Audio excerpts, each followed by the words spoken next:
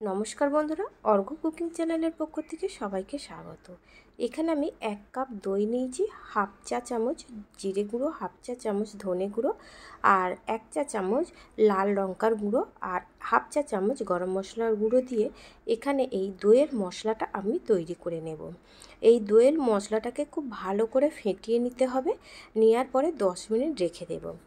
10 minute পর এখানে আমি 500 গ্রাম ঢ্যাঁড়স নিয়েছি। ঢ্যাঁড়সটাকে আগে খুব ভালো করে ধুয়ে তারপরে এরম মাঝখান থেকে এক ফালি করে একটু কেটে দিয়েছি, যাতে এর মধ্যে স্বাদটা খুব ভালোভাবে ঢোকে। এবারে এখানে কড়া বসিয়ে আর তেল দিয়ে দিলাম। তেলটাকে গরম করে নিয়ে এই ভেন্ডিগুলো আমি তেলের মধ্যে দিয়ে মিডিয়াম টু লো ফ্লেমে রেখে এটাকে ভেজে নিতে হবে। ভেন্ডিটাকে কিন্তু খুব বেশি ভাজার প্রয়োজন নেই, হালকা করে ভেজে নিলেই এই ভেন্ডিটা ভাজা হয়ে যায়। যাতে ভেন্ডির কালারটা সবুজ কালার থাকে, ঠিক সেই রকমভাবেই ভেজে নেবে। এই সবুজ কালার যদি চলে যায় তাহলে ভেন্ডি খাওয়ার কোনো উপকার থাকে না। ভাজা হয়ে গেছে, তুলে নিয়েছি। 1 চা চামচ এখানে গোটা জিরে আর দুটো কাঁচা লঙ্কা দিয়ে আমি ফোড়ন দিচ্ছি। এটা ভাজা হয়ে গেলে এখানে একটা বড় সাইজের পেঁয়াজকে ছোট ছোট টুকরো টুকরো করে কেটে নিয়েছি। এই পেঁয়াজটাকেও খুব ভালো করে প্রথমে ভেজে নেব। ভাজা হয়ে যাওয়ার পরে এখানে দিয়ে দিলাম 1 চা চামচ আদা গ্রেট করা আর সামান্য পরিমাণে লবণ, সামান্য পরিমাণে হলুদ আর হাফ চা চামচ লঙ্কার গুঁড়ো দিয়ে এই মশলাটাকে আবারও আমি খুব ভালো করে কষিয়ে নিতে হবে। এই মশলাটা 3 থেকে 4 মিনিট কষিয়ে নিতে হবে। মশলাটা যখন কষিয়ে নেওয়া হয়ে যাবে তখন বন্ধুরা এইটাকে একটু গ্যাসের ফ্লেমটাকে লো ফ্লেমে করে দেবেন।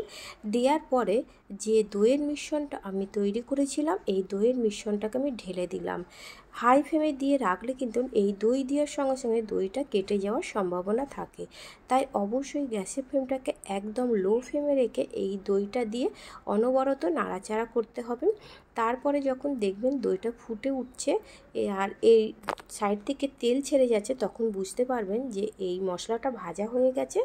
সেই সময় ভেজে নিয়ে ঢ্যাঁড়সটা আমি এর মধ্যে দিয়ে দিলাম। ভেজে নিয়ে ঢ্যাঁড়সটা দিয়ে দেওয়ার পরে এই ঢ্যাঁড়সটাকেও আবারও 1 থেকে 2 মিনিট এখানটায় খুব ভালো করে নাড়াচাড়া করে নিতে হবে, যাতে ঢ্যাঁড়সের মধ্যে মশলাগুলো খুব ভালোভাবে ঢুকে যায়। আর 10 মিনিট রান্না করে নিয়েছি। 10 মিনিট রান্না করে নেওয়ার পরে এখানে আমি 1 চা চামচ চিনি দিলাম। চিনিটা অবশ্যই দেবেন টেস্টটাকে ব্যালেন্স করার জন্য। যেহেতু এখানে দই দেওয়া হয়েছে অবশ্যই চিনিটা দেবেন। আপনারা যদি চিনি পছন্দ না করেন তাহলে আপনারা এটা নাও দিতে পারেন।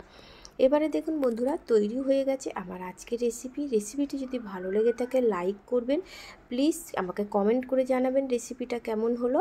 আমার চ্যানেলে নতুন বন্ধু হয়ে থাকলে অবশ্যই চ্যানেলটিকে সাবস্ক্রাইব করবেন।